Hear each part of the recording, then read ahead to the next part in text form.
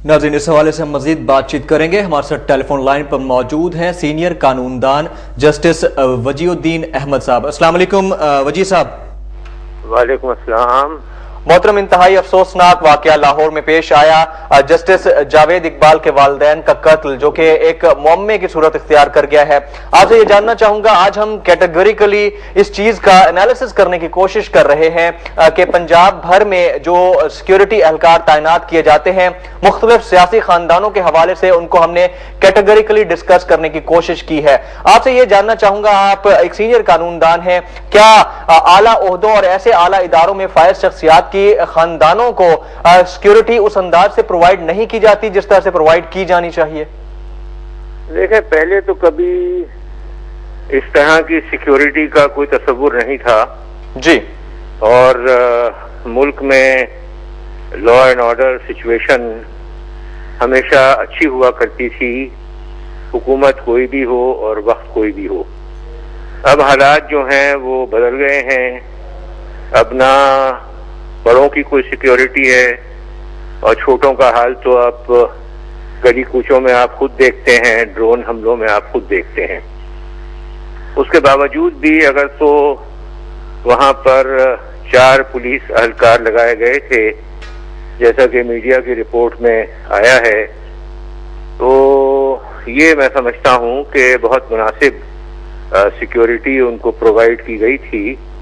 और अगर तो उन लोगों की तरफ से कोई गफलत हुई है उन सिक्योरिटी गार्ड्स के तरफ से जो पुलिस के वहां लगे हुए थे, तो फिर बड़े शदीद शकूक व शुबहात पैदा होते हैं, क्योंकि सलमान तासीर को भी उनकी सिक्योरिटी पे जिन लोगों को डिटेल किया गया था उनमें से एक ने कत्ल किया, और ये भी 2 आदमी जो हैं उनको अरेस्ट किया गया है और गालिबन उनसे पूछताछ हो रही है।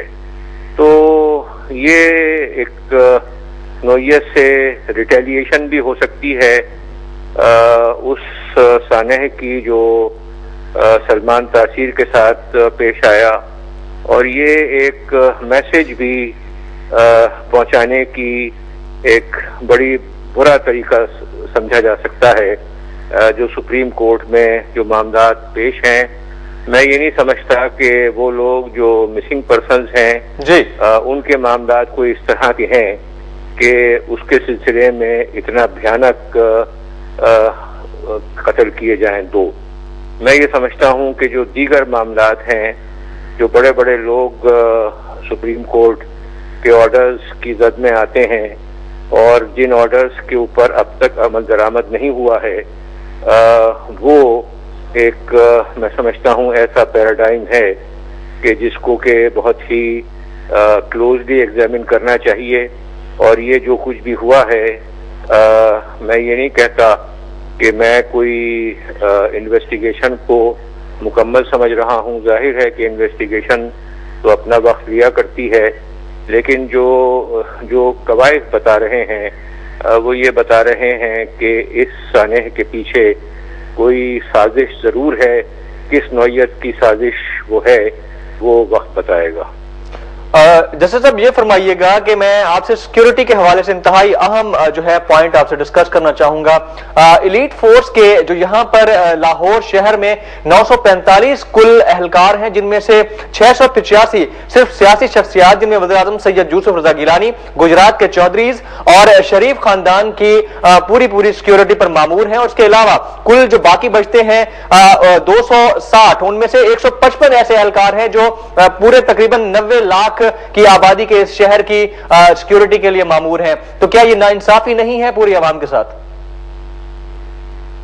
जी, ये यकीनन इस तरह का इम्प्रेशन मिल सकता है, लेकिन मैं आपको बताऊं जी कि जिस वक्त के मेरे वालिद साहब जज थे हाई कोर्ट के, तो उनको किसी किस्म की कोई सिक्योरिटी नहीं हुआ करती थी। जिस वक्त वो मगरबी पाकिस्तान के चीफ जस्टिस हुए, मैं जस्टिस वहीदुद्दीन अहमद की बात कर रहा हूँ जी जी, तो उनके घर के ऊपर सिर्फ 4 आदमी तैनात किए गए।